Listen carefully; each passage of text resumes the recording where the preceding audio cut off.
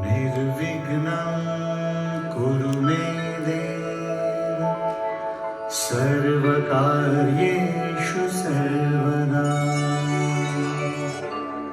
वक्रतुण्ड महाकाय सूर्यकोटि समप्रभ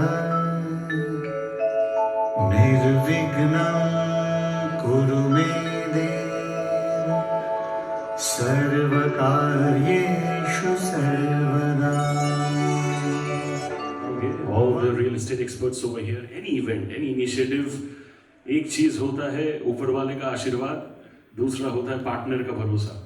So without the bharosa of the partners, without the good faith and trust of all the partners and sponsors, no event is genuinely possible. So I want to take out a special moment to acknowledge them for all the good work that they have done to put this event together. Ladies and gentlemen, I want to thank all our partners. This is powered by Godwitt Construction Private Limited, knowledge partner Anurag, supporting partner Indian Green Building Council, industry partner GUJARAT Real Estate Agent Confederation and Ahmedabad Hyatt, digital partner Housivity, creative partner ABC Brand Advisory, business media partner BW Business World Media Group, online media partner exchangeformedia.com, and of course organized by the brilliant team of Reality Plus. I feel that certain representatives of certain organizations अपने organization के लिए ताली बजा रहे थे. एक consolidated ताली हो जाए for all the partners, please everyone. Thank you. This is what we understand by spirit. I want to request the console to please play a special promo AV of Godwitt Construction for all of us. Can we have the AV of Godwitt Construction, please?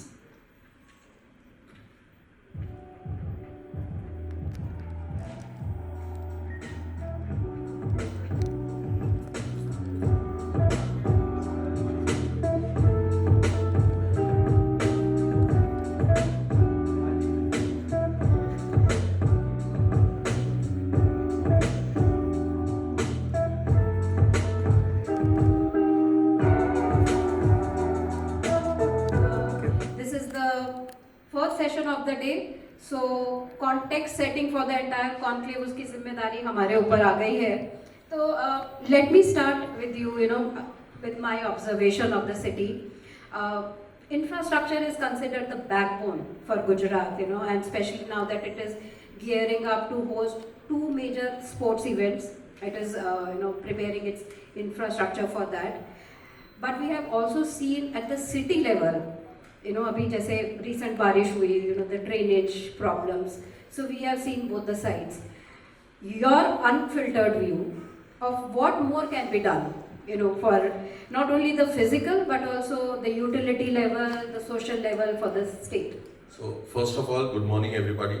Thank you for inviting me here to share my views and thoughts on real estate in Gujarat in general and infrastructure in particular. So first of all, like you mentioned, we had a huge round of rains over the last couple of weeks. And talking about drainage infrastructure, one of the basic things in the city. What is surprising is the area which was within the city, the municipal corporation limits. I don't think so we did see a lot of flooding. It is the areas which are outside the city, the newer areas which were being developed. That is where the real challenge was, where development preceded infrastructure development. So only the roads were done, but the drains, the infrastructure development should precede the real estate development.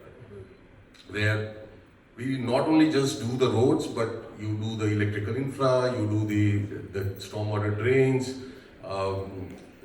Going forward, we need to do the digital infra as well. We need to do the green infra, the charging stations, etc. All that also needs to be done up and then succeeded by real estate development. I think that's the way forward.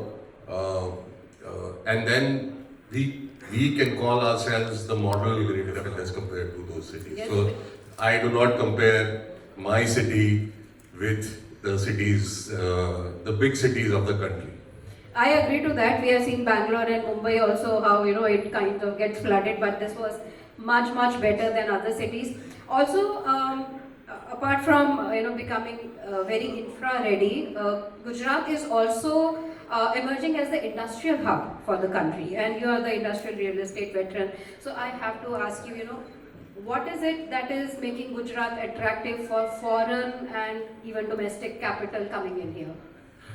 That's my sweet spot. I can speak for the entire day on that. A few things.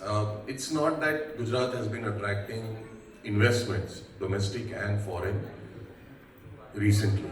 It's a process which has been going on for the last 30 years.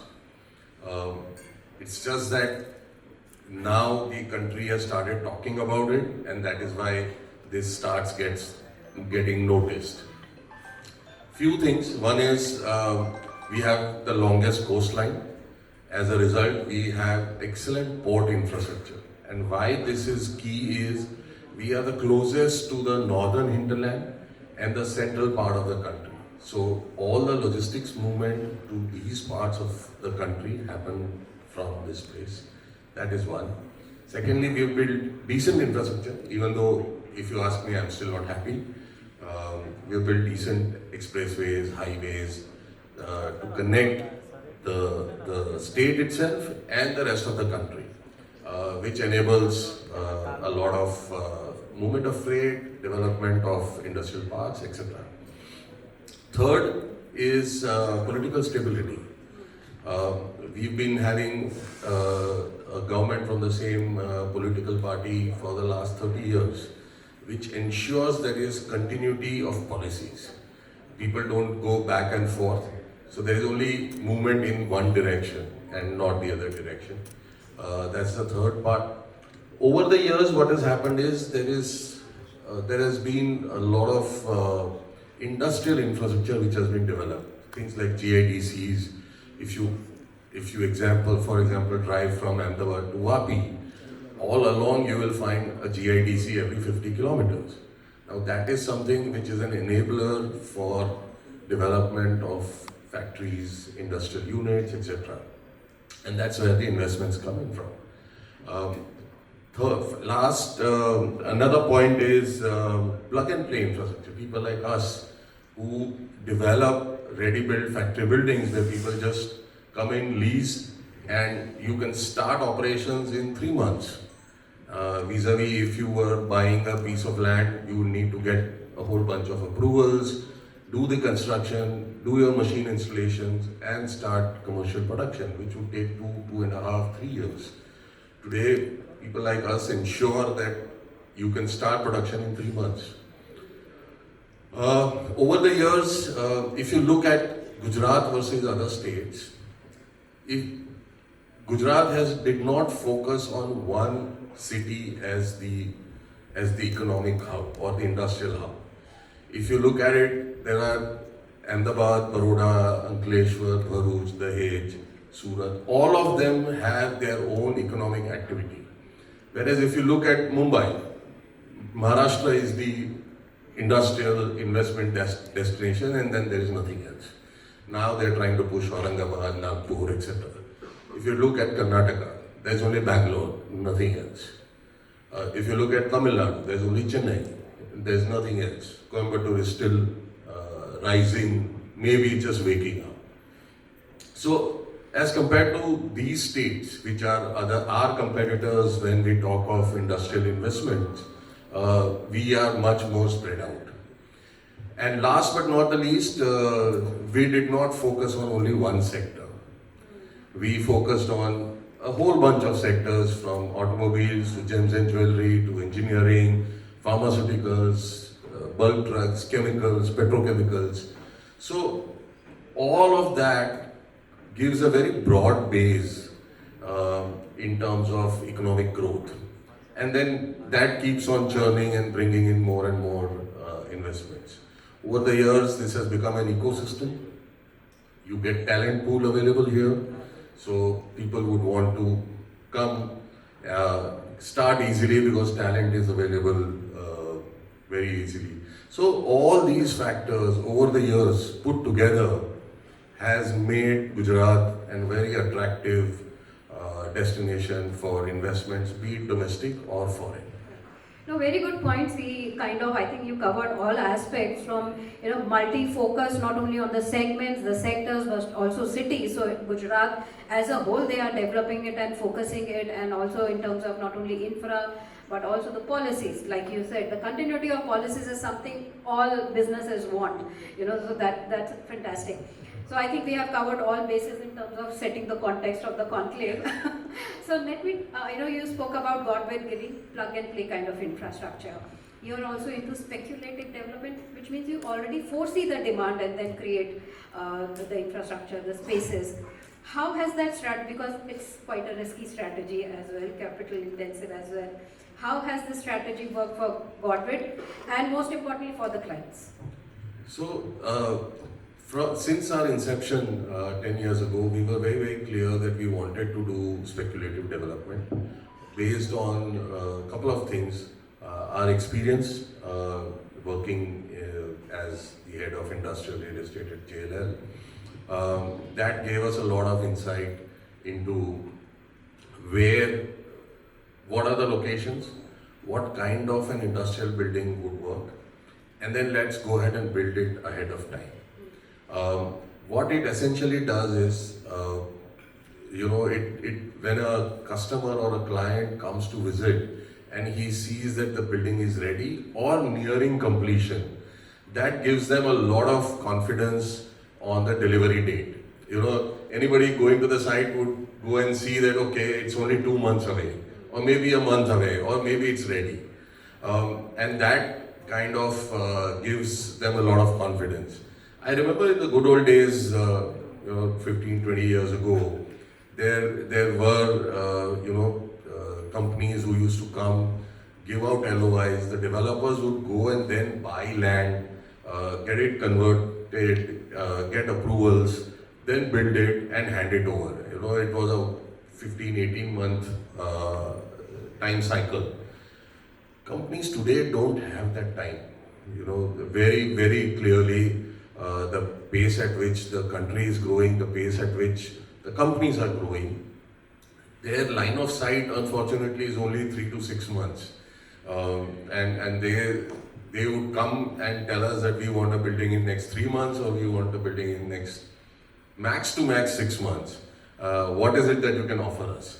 And that is where our strategy of doing speculative development works very well, because then we have the negotiating power, that there is a ready building, and in terms of rentals, we would fetch a better rental as compared to a build to suit or maybe an LOI and go buy land and things like that. So that negotiating power then rests with us, and which kind of ensures that the customer gets what he wants at our prices. So that's the strategy that we've followed. So far, it's worked well for us, touch wood. And it's all about getting the pulse of the industry, where they want to go, where they want to expand, what sort of buildings that the customers would want, and building it ahead of time. No, I think that's right. It's a win-win situation for both the client and yourself. You have the negotiating power, they have the infra ready so that they can start immediately. And also, I think it is your experience, like you said, the experience that you already had, about the industry, and then the pulse, as you said, that getting the pulse of the industry, what they actually want. Fantastic. Now, talking about how you are creating a differentiation. That is one differentiation, that you are giving a ready building. Other differentiations in terms of execution, technology, and value creation for the client. Like we were discussing, that while some parts were submerged underwater because of rains, your industrial parks were completely unaffected. So in terms of technology, value creation and execution, what are your differentiators? So as far as technology is concerned, I can give you 2 examples. During the COVID days, we were all kind of homebound, thinking what to do. We had just delivered a project in Becharaji, a 5 lakh square feet building for Honda. And I remember it was 2019 and the building handover was in June. And we struggled because the construction labor went home during Holi, followed by the general election, followed by the sowing season. So whatever labor went in February didn't show up till July. And it was a painful time for us to deliver that 5 lakh square feet development. And that is when we realized that this is not how I want to do development. Let us look at alternatives. And we did a pilot project in Changodar using precast construction technique. And then we saw value in it. Even though we faced the second round of COVID during our construction cycle. And then BSP had just come up with a precast facility and we contracted them to build about 1 million square feet using precast. We've completed now, I think, 3 parks using precast construction, and then we've now kind of industrialized it. So this gives us an edge that, you know, we have our own facility, we have partners like PSP, and then today I can very well go to a customer and say, because of my investments in technology, I can deliver buildings in 4 months from now or 5 months from now, even if it is grounds up. Because like the rains are on, production is going on at my facility. As soon as I get dry access, I only need 3 months to finish the erection.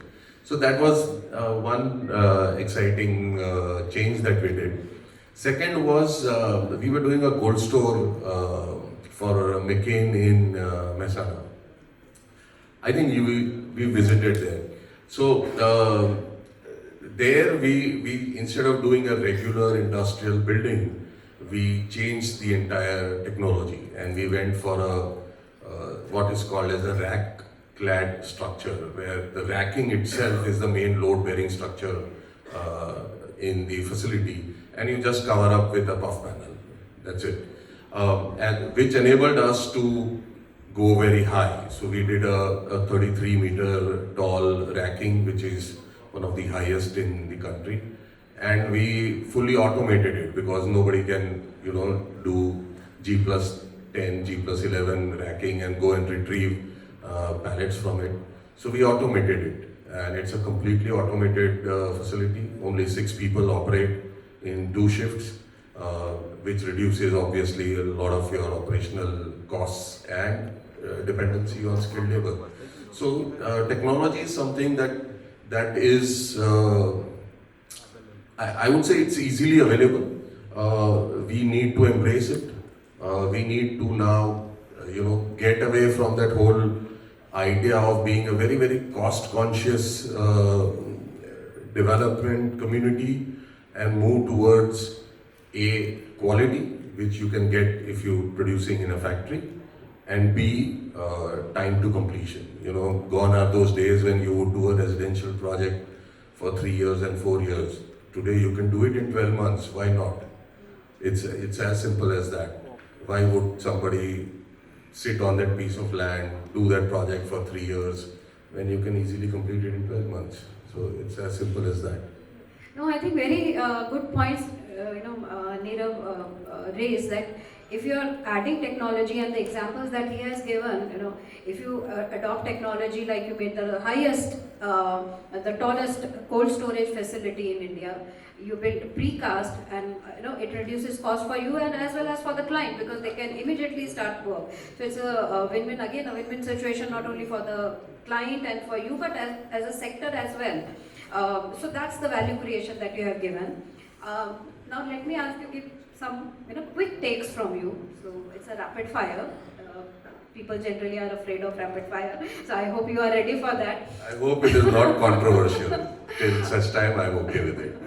So okay, not so controversial. What is that one policy that you would like to change in real estate? Uh, if one single policy change is required today, I would say, and again it is controversial, I am skirting the line on controversy, is unavailability of labor. The way the government policies are shaping up, things like Manrega or its repackaged versions, where people are not migrating from the villages to work in the urban areas. Today there is an acute shortage of construction labor, and that is why people like us had to move to precast. So I would say one policy that we would like to change is pretty soon. If the way things are, we would have to import labor from, let's say, Philippines or some other African country. The situation is that serious, and nobody is talking about it. We are 1.4 billion now, And yet we have labor shortage. That's the irony of the situation. okay. Not so controversial. What is the technology that you are betting on? Precast, all the way.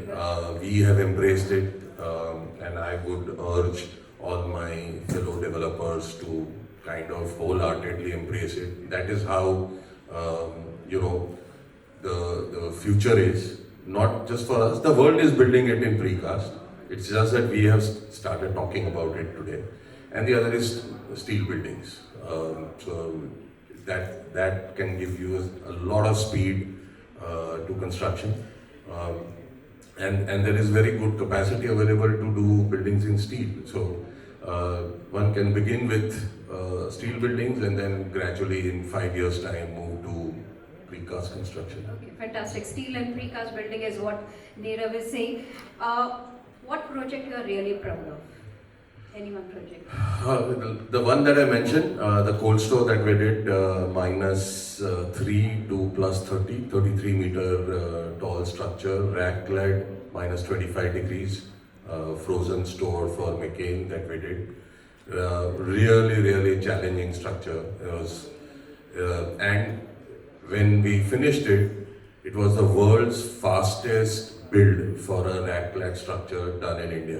When I tell this to people across the world, they are really amazed that whatever it takes, usually takes about 2 years time to finish, we finished in 9 months.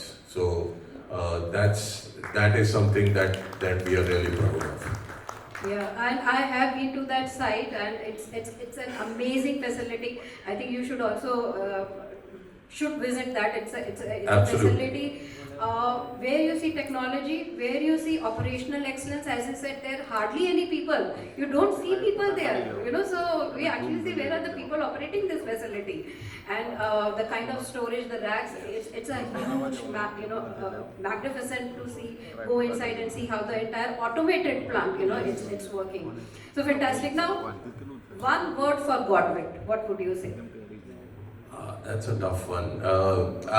I would say we are somebody who believes in continuously innovating. Why just accept whatever is the norm? Let's innovate. So if I were to describe ourselves in one word, it's innovation. Innovation. So you're a little hatke from others. Okay. I would like to think so. Okay, great. One word for Gujarat growth story. Oh, there can't be one word. I mean, I spoke about 5 minutes for the Gujarat growth story. So we are firm believers of the Gujarat growth story. A lot of people keep saying that you've done some fantastic work in Gujarat. Why don't you come to Pune? Why don't you come to Chennai and do projects there? However, the ease of doing business here, I don't think so it exists anywhere else in the country. You right from buying land to converting it to getting approvals, everything is so smooth. We went to Bangalore to do a project. It took me just 1 year to get approvals. It's that difficult. We bought some land in Pune, we bought some land in Aurangabad. I'm struggling with approvals. Whereas in Gujarat, I would right from the process of starting to buy land, getting it converted, getting all the approvals, and finishing construction, my time cycle is 12 to 15 months.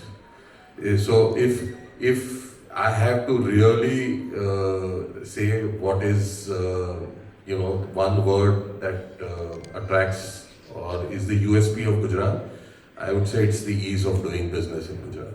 It's a business-friendly state. Okay, fantastic. I think Mr. N.K. Patel is there, Mr. Suresh Patel is there, Naredco President. I think they all are for the next session, and they will agree what you said. The ease of doing business. We have also heard from many people.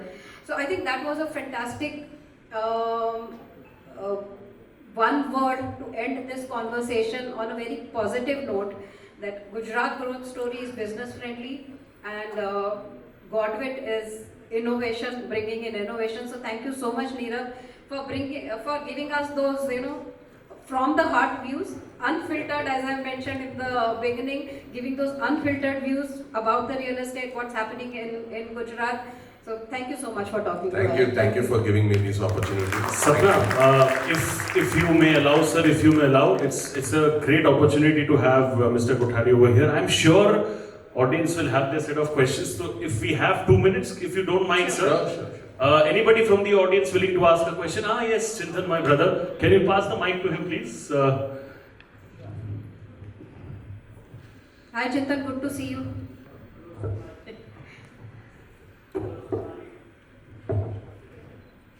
Very good morning. Hello Sapna ji.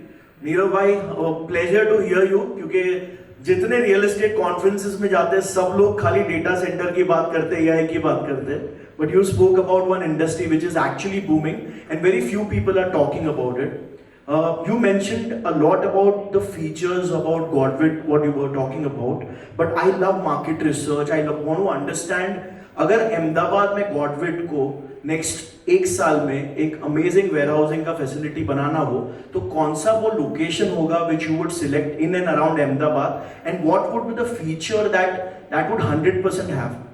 So one thing is today, if anybody asks me which is the next big location today, I would say it's Sanand. The Sanand story began a long time ago. It took a lot of time to pick up. Auto industry was the biggest driver there, but the day we flipped over from auto to semiconductors, which is high-tech manufacturing, we kind of rewrote the way we are going to do business in the future. So Sanand, I would say, is the destination going forward, and I'm sure that if you ask me, is there land available in Sanand for somebody to invest or do a project, it is difficult. I think whatever was tradable has been traded upon. But there is no harm in going a few kilometers down the highway or a few kilometers inside. But Sanand is the destination to kind of invest in. People come and challenge us that why not Dholera? It is on a growth trajectory, but Sanand is much more evolved. It has its own USPs of being closer to Ahmedabad city, having an operational airport which connects practically to the rest of the world, and availability of labor, which all three of them are lacking in Dholera today. But maybe in a decade from now, Dholera would be that destination. But like you mentioned, 1 year from now, Sanand it is. And feature? So feature, we would say that one feature that we would want to add in all our buildings is making our buildings much more ESG compliant. Not just for the name's sake, but much more stringent in terms of ESG compliances, right from recycling our water to solar panels to reducing our heat load by not just using a steel sheet. I would rather go and use a puff panel, so which brings down the temperature and the heat load in the building. So ESG, I would say, much more stringent ESG compliance At global levels, our ESG compliances are very low, but ESG compliances at a global level is what feature we would want to bring into all our buildings going forward. Super. मैं और एक question पूछूंगा please, क्योंकि आपने approvals की बात बोली. I come from Mumbai and I know the pain of waiting. You said you have multiple states में you have worked. If you compare Gujarat with any other state, कितने मंथ्स में approval you can get for warehousing in this state compared to any other? You spoke about Karnataka and Maharashtra while you spoke. So I'll give you the bad ones first. The bad one is Maharashtra, no doubt about it. It takes anywhere between 12 to 24 months, and I'm talking about my sector, which is industrial. Other real estate projects inside the city, the residential, the commercial, the approval timeline is way higher. The cost of land practically doubles by the time you get your approval. So, but Maharashtra is, I would say, ballpark in the range of 18 to 24 months. Karnataka is about 12 months to 15 months. Chennai is about 6 months. And here, typical timeline is 45 to 60 days. Worst case, 90 days. Thank you. Super. Thank you so much for the question, sir. Thank you so much for the detailed answer. Maybe we can take one last question. Yeah, sir. Mr. Thakur, hi. So Nirav, I am director on Ashley Board and I've been in the... Sir, you don't need any introduction. So for last 47 years, cold room had been my passion, and fortunately did the largest warehouse of the nation for Flipkart with in Manesar. You know about that project. My question to you, because I took 3 years to get fire permission in Gurgaon for that project, and Flipkart being a multinational client never wanted to get into the corruption, and it really took 3 years. What was your experience here in Gujarat, specifically when you said 32-meter storage, cold rooms you did?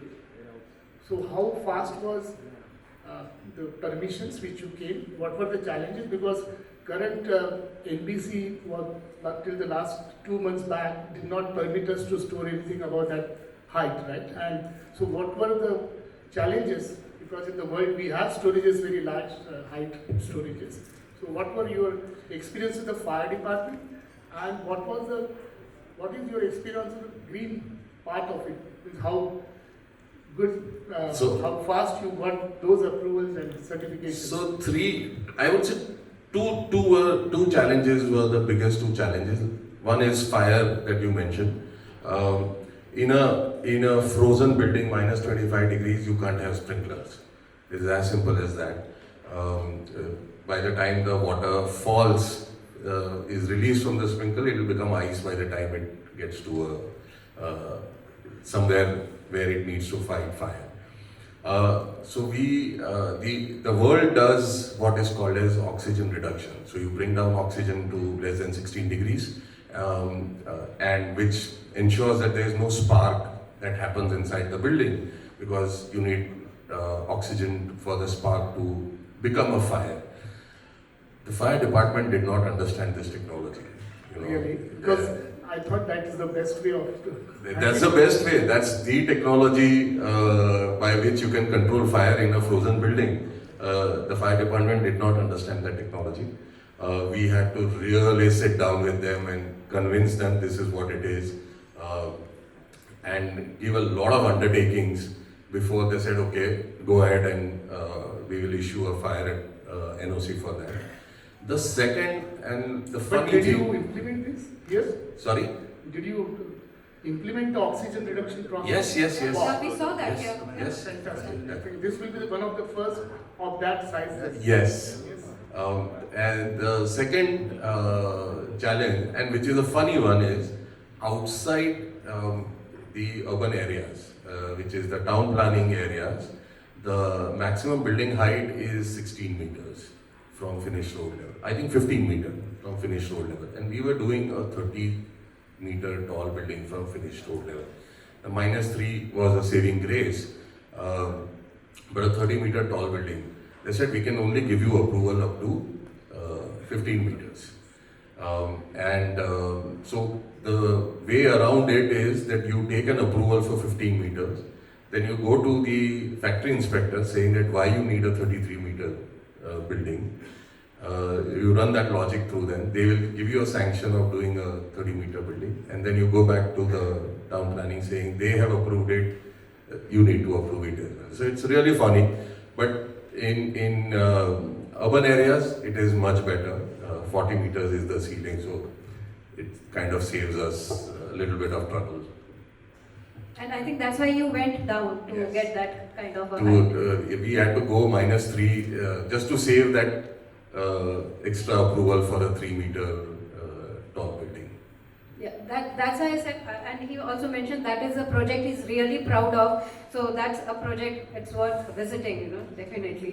But thank you so much, Nirav, for giving us so many other explanations as well. I think everyone was very inquisitive about what you've been doing. So Thank you. Thank you so much for Thank joining you. us today. Thank you so much. Please give him a big round of applause. I'll request both of you to please remain on stage. Can we have the token of appreciation, please? Sapna, I request you to please give it to Mr. Kothary. And ladies and gentlemen, I think Mr. Kothary certainly deserves a bigger round of applause if you all can acknowledge with your help. Thank you. And I'm sure there are individuals who had many more questions.